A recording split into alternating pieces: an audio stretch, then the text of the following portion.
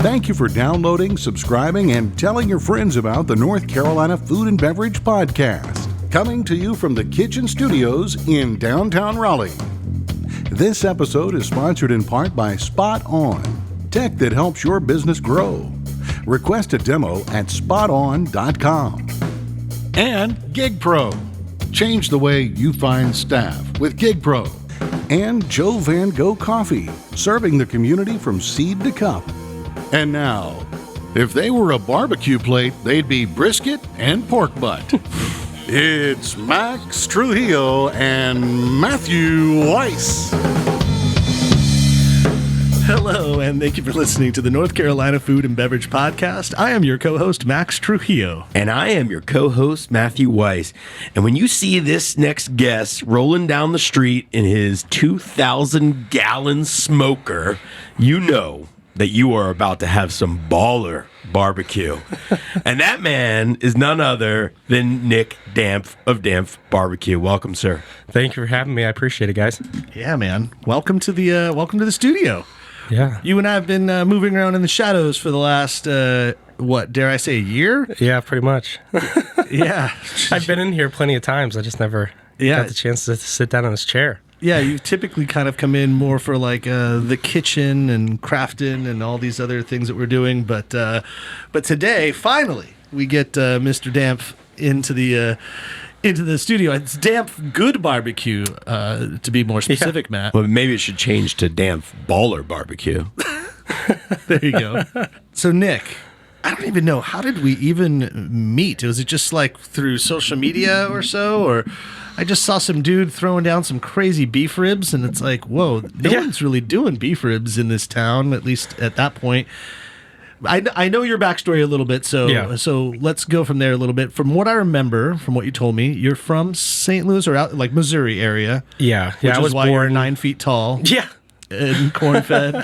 And for everybody, Nick's a fairly large man. He's a big boy. But you started there, right? Yeah. So I was born and raised in St. Charles, Missouri, which is like 25 minutes outside of the city of St. Louis. And I've lived in, I think this is my 7th or 8th state that I've lived in. So I grew up St. Louis. I lived there for I was about 10 years old, and then moved to Dallas, Texas for about 3 years. And then from there to Indianapolis, to Chicago, to Wisconsin, to now North Carolina. Were you an Army brat, or why all the move? No, my dad worked in pharmaceuticals, which is a very interesting industry that you kind of move around jobs a lot. Yeah. Pharmaceuticals, Matt, air quote. Yeah. No, that's interesting. So, and cooking and all that isn't necessarily like what you were doing up until just about a year ago. Yeah. You've been doing other things. I think you worked at, was it Cisco you were working for? Yep, I worked at Cisco for about 3 years, and then before that I was working for a big technology reseller up in Chicago called CDW. Doing pretty much the same thing at both those places, just an account manager, selling security and other technical equipment. That sounds riveting. Yeah, it was interesting. Tell us more about that. No. Well, obviously then, so how do you get into cooking? How did you know to do it, and why? Yeah, so I've been doing barbecue for about 5-6 years or so. Just started in my backyard with a Weber kettle. First thing we smoked was a pork butt, and we just kind of went from there. My brother is my partner, and he's been with me for all those cooks, so we started doing it together, and we just kind of progressed from there. And my wife bought me a char griller, like a cheap offset from Home Depot, and that's kind of how I got started in like the Texas style, cooking briskets. And I mean, I grew up eating it, and that's kind of what we loved and enjoyed, that style of barbecue. And so we got into doing that and smoked our first brisket on that tiny little smoker and threw wood chunks in there every like 10 minutes for 15 hours. And we loved it, and it came out great. We've had some duds of brisket since then, before we started doing the business, but it was beginner's luck on the first one, though? The first one turned out really, really good, and kind of like got us, like we got the barbecue bug after that and wanted to just keep doing it. By the way, speaking of pork butt, you heard our intro. Yeah. If we were a barbecue plate, do you have any thoughts onto which one is which? I mean, Matt, you've got way more ass than I do. I true, suffer but- from no acetol. Yeah, but the pork is obviously treif, so and Jewish brisket, so it's not That is kosher true. pork. So Yeah, pork isn't so I kosher, couldn't so be I the can- pork. All right. When the pork butt comes from the shoulder too, so who's got some bigger shoulders? Oh, I'm pretty broad. Yeah. I'm pretty broad over here. Yeah. Ladies love them. So stupid. All right. So, all right. Well, let's get into some brisket. For one, we're burying the lead right over here. The reason that you're even here, the reason why I'm even talking to you, Nick, the reason why we even give a shit that you're here is because you're collaborating with us on Bubbles and Brisket. Yeah. Which is coming June 4th. Yeah. And we thought, well, for one, we've been kind of, like we said, working in the shadows, trying to get it going. Eventually, we'll get into this later, but you're about to open up your own place soon, and you've been doing some pop-ups in the area, kind of leading up, just getting your business acumen, your repetition down. But so you're no stranger to doing barbecue in random places. And Yeah. We're going to do it in a random place. No, in a specific place at Smoky Hollow in downtown Raleigh on June 4th, Saturday from 2 to 6-ish or so. There'll be tons of brisket. There's going to be bubbles, of course, of all kinds, whether it's grower champagne down to cava, down to maybe even some Prosecco for Gino over there at a Raleigh magazine. Yeah, a bottle or two. And then some beer. I think Crafton Lager and Hazy IPA will make an appearance there. If you haven't had the Crafton beer, you're missing out. It's delicious. And then we'll have some entertainment as well. But the biggest entertainment of all is the food offerings that are coming through. And you are one of a few different chefs trying to figure out what do you even identify yourself as a barbecue person? What do you call yourself? Do you have a name? I guess the technical term, like if anybody was going to refer to it as a pitmaster, but I wouldn't really want to call myself that just because there's so much learning I have to do. So we just, I don't know. I don't feel comfortable when a lot of people call me chef. You're a Q but I chef. don't feel comfortable with it just because I'm not trained in any type of cooking at all. Just watching YouTube videos and trial and error, which I guess is how most people get started. But That's not how we got started. There wasn't YouTube back in the day. Now you guys get to cheat and figure it all out. I do the same thing now, but it's like, no. Well, I do want to get into that. But I want to get into Bubbles and Brisket, and we'll talk more about that because, you're one of 10 vendors, which is it's 10 barbecue chefs, I should say. Q chef. A Q chef, yeah. Q chef. That works. Yeah. But a lot of people are listening and be like, well, I make great brisket at home, and I have a smoker, and I have a Weber kettle. Like, what makes you so important, Nick Dampf of, Dampf Good BBQ? So what makes you so good? What's the genesis that said, oh, I can do this for a living. I can quit my job and your riveting technologies, you know, and do this for a living. So I guess what kind of really started it is it's been I've always wanted to start my own business. I've always wanted to work for myself, and that kind of took different forms throughout the years. But when we moved here, there's some great barbecue places around the area. We just couldn't find anything that we were looking for in particular. And so, and when you're saying that, I'm hearing we couldn't find like our East Texas traditional we just style. couldn't find like really good brisket. We couldn't find like beef ribs and like that type of stuff. There's Eastern Carolina barbecue is great. It just didn't scratch the itch that we were looking for. And so we started doing a lot of barbecues at our house, our townhouse in Durham. And we were having people over all the time for barbecues, and people just kept saying, "Man, you gotta start selling this stuff because it's just insane." Yeah. And at the time, looking back, compared to the brisket that we're putting out now, it was probably trash because we've learned a lot. And to be completely honest, it's really hard to replicate on a backyard, even a backyard offset like we were using. That was a really high quality one. It's hard to replicate what we can put out on these 1,000-gallon or 500-gallon offsets, just because of the way the convection works inside of the cook chamber. It just renders the fat a lot better. It creates a better product overall. And so it really clicked when we got our first 500-gallon from Primitive. When we did our first pop-up, our first cook on that was like, man, this is like, it was next level, even on the first time we used it. Wow. And so every week we went on using it. So you, at that point, you said we're doing a pop-up. We're going to go to Primitive Pits is who you're talking about, who makes your grills. Shout out to them, and not a sponsor of the show, but certainly could be. There's an email out to them. I haven't heard back, Primitive. Yeah. What's going on? Everybody who hears this, reach out to Primitive Pits and be like, why are you guys not sponsoring the pod? Yeah. Come on. So you like took the plunge there, be like, okay, if we're going to do a pop-up, or what came first?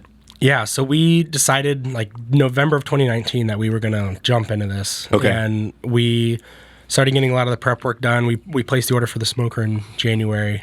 We picked it up in June, so it took about 6 months or 7 months to build. And we picked it up and on a Thursday, and we did our first cook on a Friday, and we did our first pop-up on that Saturday. Jeez. So we just kind of we were building up a lot, gaining all the equipment we needed, doing a lot of the research we needed to do, and building relationships with suppliers and getting into a commissary and all that kind of stuff. So when we got it, we were ready to go. Okay. Because it was something that we were just really excited about doing. And I was still had a full-time job at the time, so I had that job up until last November. So now I'm full-time. For about 4 months or so, I've been doing this full-time. But hopefully that answers your question. Yeah, no. That's always the question I have, and I don't want to be so brass as to say, how do you make money while you're doing this? You know, when you're doing all the pop-ups, but that explains a lot. And that's pretty common. Like a lot of guys that I talk to down in Texas, and I've had a lot of people locally reach out to me about like, how do I get started doing pop-ups? And everybody has a full-time job, right? Until you have a brick and mortar or a food truck, most people have full-time jobs, and they just do pop-ups either every other weekend or every weekend. As they're getting started, just to get their name out there. Right. Because it really just makes it the best case. So you get your name out there. You're not really you don't need to be financially stable via the business, and you can just kind of let it grow organically, and you don't have to like force it. Yeah. And then when you get ready to open like an actual location, people know who you are and are excited to be there. Well, I want to know about this Pitfire grill that you eventually got, because the first one you're talking about was like a 500-gallon smoker, and that's already amazing, and you can do so much with it. But then you went like crazy and got into it. And for all the barbecue nerds, which I'm sure there are a few listening right now, they'll love to know like the tech on this, or the specs, I should say, about what you're doing. But before we get to that, I want to take a quick break to talk about the people that keep the lights on in our place. Yeah. Like you're going to be opening up a brick and mortar at some point, so you might want to give Spot On a call. Spot On is our great partner in this, and it was built to help businesses compete and win with intuitive software, point of sale systems, and payment solutions. So that's a very quick way of saying they do everything. They coordinate and streamline your back of the house, your payroll, your point of sale systems, your inventory systems. They really make it easy. They have a great breadth of technology, as you would know, for technology systems, and they can really help push your business forward and faster than you could even imagine. So all you have to do to have a consultation with Spot On or talk to them is give Tanya Manibo a call. She's a great friend of our show, and her phone number, it's her personal phone number, 858-213-7820. That's 858-213-7820. Or if you feel more comfortable emailing her, that's tanyam@spoton.com. That's TANYAM@spoton.com. And before you completely open, you might need some people to help you build this business. You're going to need some quality employees. And now there's never been a more difficult time to find people to staff. So that's where GigPro comes around. GigPro is 86 all the unnecessary BS to hiring in the hospitality industry. To learn more, just go to gigpro.com/NCFB. Not only will you get a discount if you are a pro, but you'll also get a discount if you are posting a job offer as well. So check it out, learn more information, click the link in our show notes. Before we hear about your smoker, let's wet our whistle a little bit with some Joe Van Gogh coffee. What we're drinking here is the Joe Van Gogh Organic Food for Farmers blend, which is got those flavor notes, a little milk chocolate, maybe some lemon, some cane sugar. This is great. Like, you don't need to put anything in this coffee. Like, you don't need the cream and sugar for this. It's delicious. This is a medium roast, and specifically, Joe Van Gogh has partnered with Food for Farmers, a nonprofit that addresses food security in coffee communities, to bring you their new cause, which creates a real impact for farmers and their families. The Food for Farmers program works direct with the community through collaboration on the ground promoters from the community to develop strategies and help sustain food security. Grab a bag today and help support coffee families all around town. All right, Nick, let's get back. to it. I think they should change their name to Joe Van Grow. I think that'd be, Joe Van pretty Grow would funny. be nice. Yeah. Especially for the farmer's blend. Look at you, Mr. Creative over here. All right, so I saw this on Primitive Pits actually put this on their Instagram as well because it was a behemoth that you decided to make as the focal point of your smoker. So what'd you end up getting? So I guess the kind of story behind it, and then I'll explain to the audience what we have. So by the time we got our 500, we outgrew it in like what felt like a month and a half. And I mean, obviously we didn't. We could have still made it work with that, but we had some high hoped aspirations of getting into like the state fair or some of these other events.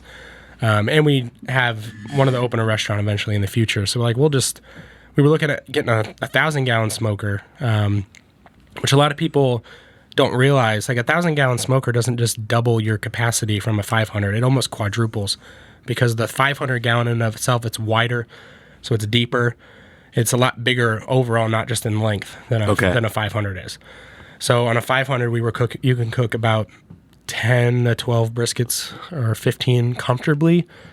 15 is a bit of a stretch. Yeah. But on the 1,000-gallon, we can cook 30 easily, plus more. So like when we had an event we did in Atlanta about 2 months back, and we cooked 56 briskets on the smoker, along with 46 racks of beef ribs. Wow. On the smoker. So it really dramatically increases your capacity. And so we were talking... To clarify, that's on the 2,000 That's gallon. on the 2,000. Yeah. Okay. And so I reached out to JD over at Primitive Pits and was just like, hey, like we need this in time in case we get in the state fair. And I didn't realize how long they were going to wait to let us know if we didn't get in or not. We found out 2 weeks before, so I'm glad that I got in touch with them.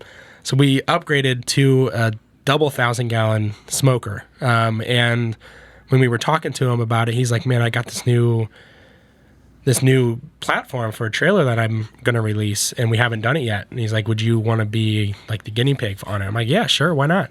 And so what it is it's a fully enclosed trailer for the most part, and it's got awnings that push out on the sides where you would access the doors and on the back.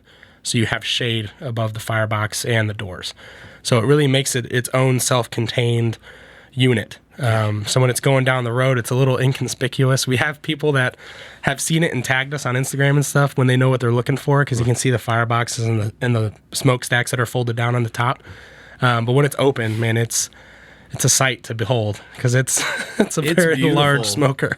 Yeah, I mean it's like it looks like it's not like a horse trailer or so. It almost looks like a band is coming into town. Yeah. It's like you've got like a bunch of drum kits back there. So, but when it pops open, you're like, holy cow! And yeah,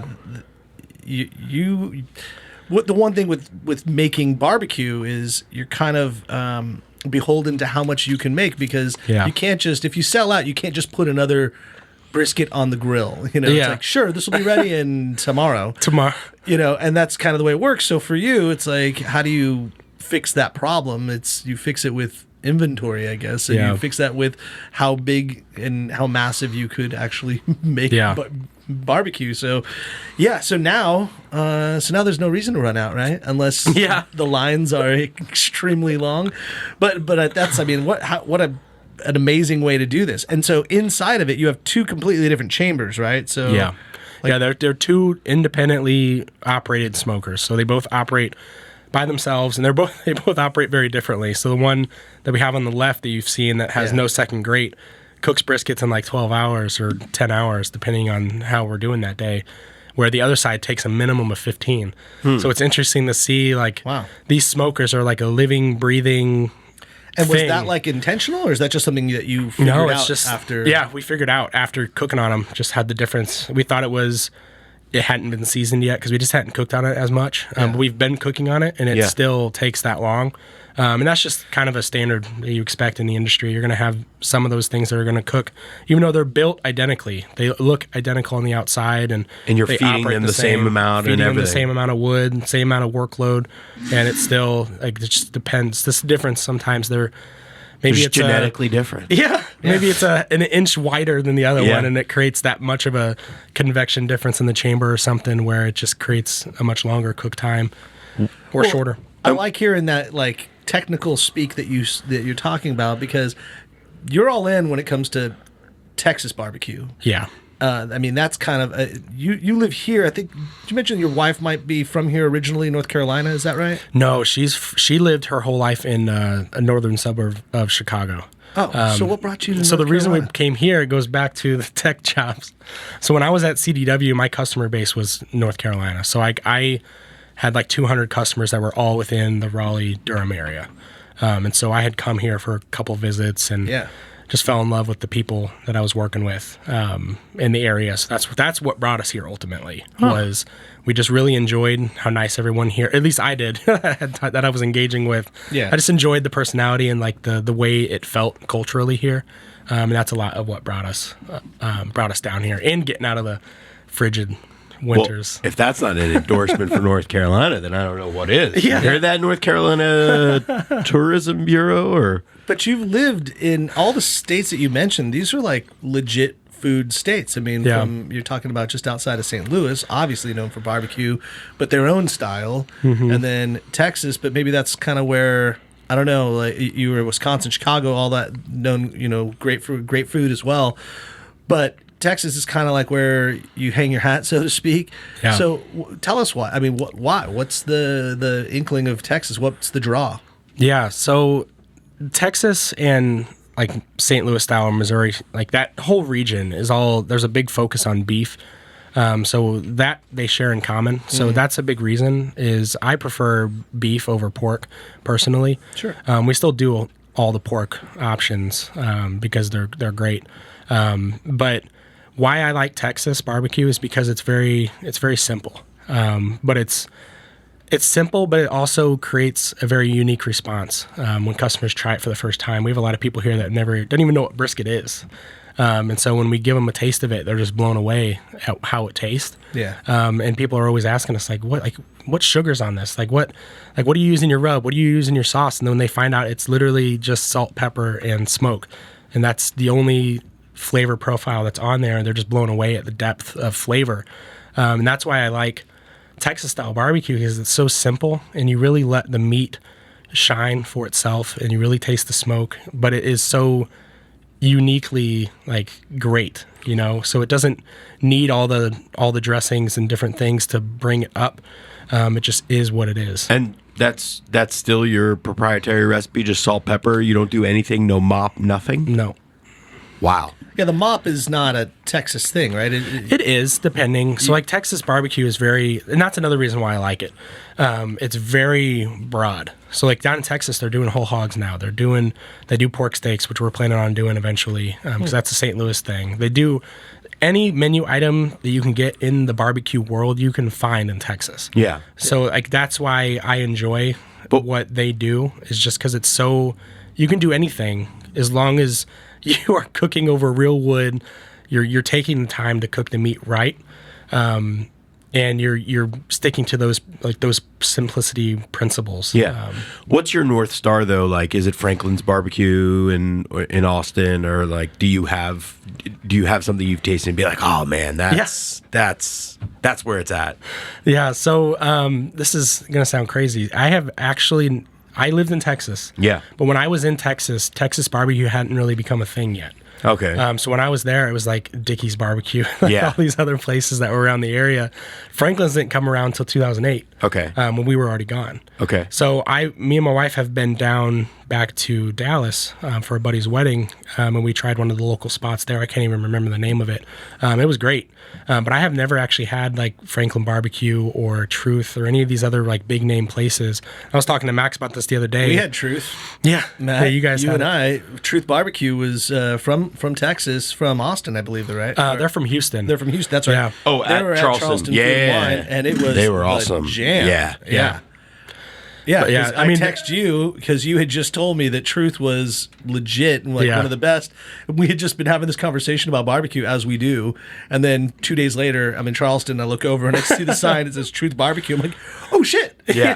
that's the guys you were talking about. And then that line was massive, but we stayed in it. Matt and I, by the way, we were smart about it. Matt would go in one line. I would go in another line. Yeah. And then I'd be like come over with all the food that I get in the line. I'm like, here you go, Matt. And then now we're all eating the food while we're standing in the next line. Little pro tip. You got to work the system. Pro tip. Yeah. But long story to answer your question, I guess like our inspiration is Franklin's and Truth. Like those two places have just been really inspirational for us over the last year while we've been doing this, because both those guys are very open and honest about what they do in their process, and they share a lot of what they do at their restaurants. So just through hundreds of hours of research, I feel like I've been there, but we've got plans to take myself, my brother, and our team down to Austin and try all these places before we really hit the ground and get running. Yeah. I was already telling him that I want to be a part of this trip. I want to get like a film crew and go and just be like, let's go Get an to RV Texas. and just do a this whole barbecue thing. tour. Yeah, get a big RV and put your trailer on the back of it. There we go. Heck yeah. We can cook for all the people waiting in line at Franklin's. And be like, hey, while you're waiting, Oh yeah, just they like wouldn't be upset not at all. not at all. Yeah. I mean, if you don't charge for it, Why would we do that? Yeah. Yeah, I know. who would give away free brisket? But you're doing other things. So you're also doing St. Louis. Well, actually, hold on. I don't want to get too far away from this. The one thing I was going to say is with, last year I got was it last year? It was the year before last that I got a Commodore Joe, right? Which is like, I sound like it's super amateur when I mention this compared to what you're doing, but in the end, you're still cooking over wood, and you're like, doing whatever. It's more direct heat because yours is indirect, right? Like you have the smoke box and then it fills the chamber. But what I loved is you were giving me some tips. Like I'm like, hey man, I'm making this brisket for the dads and the daughters at Y Guides, and I'm gonna do this whole thing. Like, what should I be doing? And you told me a couple of things, especially about resting it. That was like crazy. How long do you typically rest your meat before you serve it? About 14 hours. That's Whoa. nuts. Yeah. Yeah, that's crazy. I didn't realize it was that long. Yeah. And so that also affords you to get a good night's sleep. Yes, Right? most nights. Because most of the time when we hear pitmasters or Q chefs talk about it, they're like, yeah, I was just up all night long tending to it. But you're a firm believer in the rest of the meat so that you can also physically rest. Yeah. Which It makes a that big job difference. feel more manageable. Yeah. So what exactly happens in that rest? So, what happens? So the reason barbecue is like such a special thing when it's done right is because these big cuts of meat, and like the reason that this style of cooking was even invented was because they had these, like brisket back in the day used to be a piece of meat they'd either toss out or sell to someone for like 75 cents a pound just because they didn't use it for anything. And so because like why that is because there's a lot of obviously fat and connective tissue in there, but there's a lot of collagen in a lot of these cuts of meat that you use for barbecue, and collagen does not break down unless it's cooked for a really long amount of time. So like if you ever cook a pot roast in a crock pot or something and you let it kind of cook down and get like really, really tender, you'll see the collagen floating on the water. That's what that fat is. A lot of that is collagen. Mm-hmm. And so what happens when you barbecue it and you smoke it, because it's not sitting in a pool of liquid, all that collagen stays in the meat. And so when you let it rest for an appropriate amount of time, and 12 or 14 hours doesn't need to occur, but like a minimum of 4 hours. But the longer, the better. And what happens is all of that liquid collagen has time to re-solidify, semi-solidify. It doesn't completely solidify, but it turns into gelatin. Okay. So like when you have liquid collagen, if you cut it too fast, it will all pour out of the meat. Okay. And so it doesn't have time to rebind and redistribute in that entire cut of brisket or beef rib or whatever you're making. And so when you give it that appropriate amount of time, it kind of like reforms, it binds and turns into gelatin. So that's why when you see a brisket hit a table or something and you see it jiggling, that's why. Yeah. It's because they've given it time to appropriately rest. Essentially, that's for a very simple answer that's keeping the meat moist. Yeah. Okay. That makes Yeah. sense. Yeah, and then you put it like you had told me, it was like, for one, you're putting it in the pink butcher's paper, right? And you wrap that thing up as tight as possible, and then just throw it in like well, I think you had said, you're like, just put it in a cooler, like whatever cooler, like wrap it in a couple towels and put it in a cooler. Yeah. Yeah. If I was sponsored by Yeti or so, I would have thrown it in there. But Yeti has yet to answer my email. So until then, I'll go with my cheap Igloo grill Igloo cooler that I probably stole from a friend that doesn't realize. So, but that's like a good way to go. And then it stays warm because you put it in that cooler for such a long amount of time that it does like the reverse. Coolers also are like warmers in a sense, right? They just hold temp wherever they're at. Yeah. So, yeah, it was, I mean, when I did it, I had cooked that thing. I think I took it off the smoker. It was on for, I don't know, 10 hours or so. And I took it off the smoker, got to the campsite, kept it in the cooler overnight. And in the morning, we had brisket tacos and we were slicing it up, and it was perfect. And I didn't need to hit it on the grill. It was already hot. Like it was, I took it out. And Yeah, it's amazing how long it holds temperature in those things. Yeah. All the dads are like, when did you do this? I'm like, yesterday. They're like, are you serious? I'm like, yeah, man, it's awesome.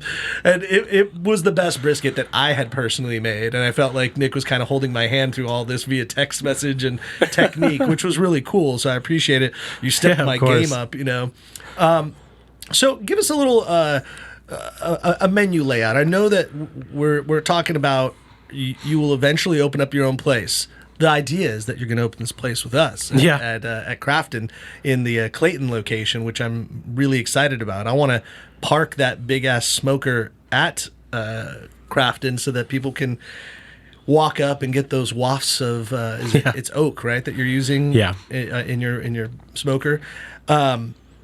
But what's the menu going to look like? What are you doing right now, and what's like kind of the goal plan for what you'd like to present to the world? So right now, we keep. I mean, it's pretty expansive, even just doing pop-ups. And we kind of try to keep it a little simple. So right now we do brisket, beef ribs, pulled pork. We just added spare ribs, and we do turkey as well. And then we mix in every once in a while. This weekend we're doing it pastrami. So we brine a brisket or two for about 10 days and then cook it just like our briskets. So we do pastrami. And that, I believe, is most of what we do. We've added pork belly a couple times.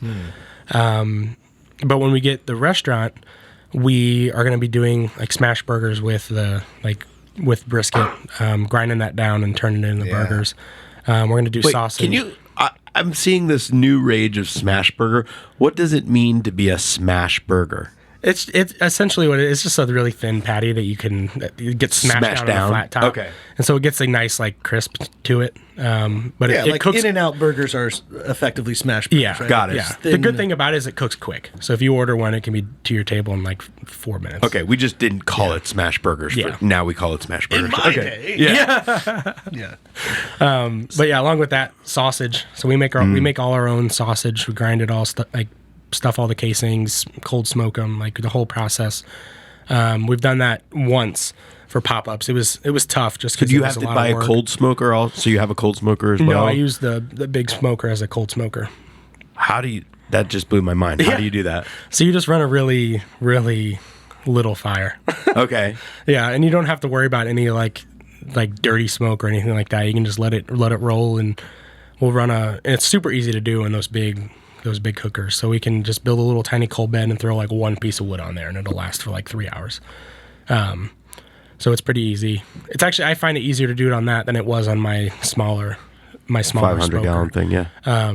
So we'll do that, and then we want to get a direct fire pit to do whole hogs every once in a while, like once a month. Yeah. And then we want to do pork steaks as a weekly special as well, which if you're not familiar with pork steak, I'm not. What is that? So a pork steak is a pork shoulder or pork butt that is sliced in the steaks. You usually do about an inch or an inch and a half thick. And then you cook them over direct heat. They still cook long, so it takes about like 6 or 7 hours, depending on how hot you're cooking them. But it's the same process. You cook it before it would get to the point where it would pull. So you cook it to, I don't know exactly what the temperature would be, kind of more on feel. you want it to be super tender and soft, but you don't want it to be like a pulled pork where it just falls apart. Yeah. But it's super good. That's what I grew up in with St. Louis. And personally, I think a pork steak's better than a regular steak. Wait, and is that something that you would season with more than salt and pepper, or would it still be just salt and pepper? Yeah, so we would do salt and pepper, and something like that we would mop. Okay. Yeah, You would throughout the pre-mop. process. Okay. Yeah, kind of while you cook it, it would kind of, like once we're halfway through, we would start mopping them, and that sauce would kind of caramelize on the outside. And I'm assuming that you're making the mop as well? Yeah. Well, can you share what that would be like? We have a couple recipes that we're looking at. We haven't made it yet. Okay. So it's still something we're messing with, but we haven't actually made it to serve yet. Okay. But we do make like a mop sauce for our ribs that's just like our standard barbecue sauce. We just throw a couple extra ingredients in there to like thicken it up a little bit and just change the flavor a tiny bit. But we haven't done a whole ton with mops yet. This is like, I mean, mad scientist barbecue. It's I know, awesome. not to take off Jerry Benson or Jerry Stevenson out of Redneck Barbecue, but this is where that like whole scientific thing comes from behind the barbecue. I like to, because when everybody wants like a hard and fast rule or a way to do it, like you'll look on We the just YouTube want a videos. shortcut, really, Max. Yeah, like, I just wanna I don't want to know- spend 14 hours over the grill and be like, is it ready yet? Is it ready yet? Is it Well, going? I text, Kyle Sutton, who knows his way around pork butt and brisket and all, and he's Also going to will be part be- of Bubbles and Brisket. You'll know Kyle if listeners are listening. You'd know Kyle from previous episodes with Bestow Baked Goods. His wife Heather's the fantastic baker, and they own and run Bestow Baked Goods out there in Holly Springs. Great friend of ours, and also a huge barbecue enthusiast, as well as a Q chef. Q chef as well. Yeah. But you want these hard and fast rules, like take it off at 204. Like that's like you'll hear that number as like a temperature number and all that. But with Nick, when I was asking him, he's like, "There's no real number. You just feel it. You just gotta poke it a little bit. You gotta like smell it. You gotta like get into it." And I'm like, "Yeah, damn it! But I don't have those reps to know what that means. You get to know what that means because you've done 5,000 briskets this year. But like, so yeah. But I guess the answer is keep doing it. Yeah, you just got to keep doing it. You can't just do it once and then like go, okay, I've mastered this. Yeah, Max, keep doing it. Yeah. And I'll be your test Exactly. test dummy. I know. And by the way, I'm not going to do a brisket at Bubbles and Brisket. We're not doing that. Well, can we try this brisket? I Oh my God, that's right. We have brisket in front yeah. of us. I mean, we we forgot have brisket. his food. Well, hopefully it's still warm Hopefully enough. the temperature is held. Yeah, because you don't have it in a Yeti cooler or anything. This looks like, Grandma brought her leftovers over to the place. But So what did you bring us? oh my God, that looks like a beef rib and brisket. Yes. So I've got, you guys can take this home. I don't expect you to eat all this right now. Well, we have some. But, we have next guests waiting. oh, yeah. So So we've got about a pound of brisket here, and then we've got a beef rib.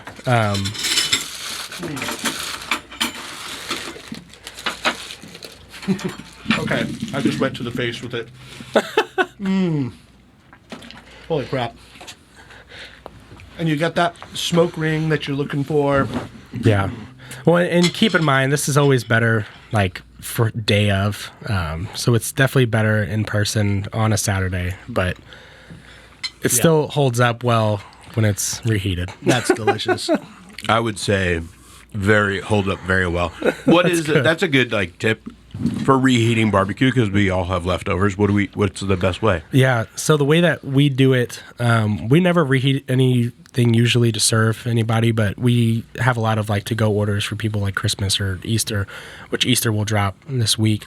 But we always recommend your lowest setting on your oven. If you have an oven that goes down to 140, that would be awesome. But we just put it on there at keep warm for about an hour. Depends on how much you have, how little you have. Just kind of keep an eye on it. Once it's warm and has rendered a lot of that fat and kind of gotten soft again, it's ready to go.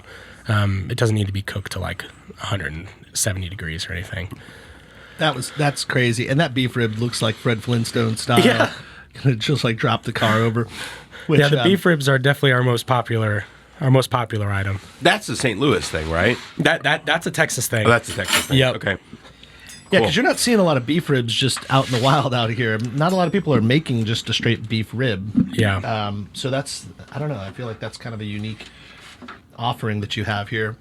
Well, how do people find you? How do we get it? Because right now you don't have a brick and mortar. So Yeah. What are you doing right now? So right now, ignore what Google says. We have an address on Google. We do not serve out of that location.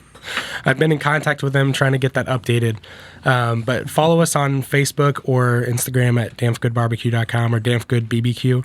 And then our website is the same thing. So dampfgoodbbq.com. And that's Dampf, DAMPF. Yep. DAMPF. And we're more active on Instagram. We keep updated with all of our pop-ups and everything. We post daily. And we'll post where we're going to be on every single one of those posts. So it's pretty easy to keep track of where we're going to be as long as you're following along with what we're doing. Yeah, it's like going to find like a cool indie band. You're like, where are you playing next? Yeah, but in a way, it's kind of what you're doing. But this Saturday we'll be at, I know this episode won't drop this Saturday, but just for you guys, tell anybody. We'll be at Phillips Farm in Cary this Saturday, and then next weekend we're going to be at Hartwell.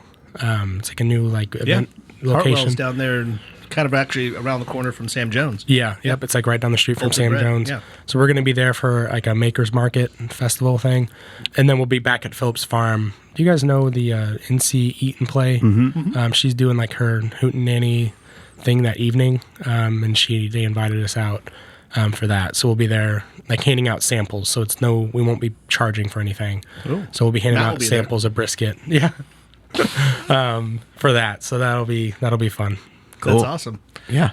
Well, before we get out of here, we'll make sure that for one, when you're done eating all of that brisket and you're like, I just need something to kind of wash down that savory goodness. I need something creamy, sweet, filled with alcohol. I'm talking about Proof Alcohol Ice Cream, which would be a delicious way to cap your day with a little brisket.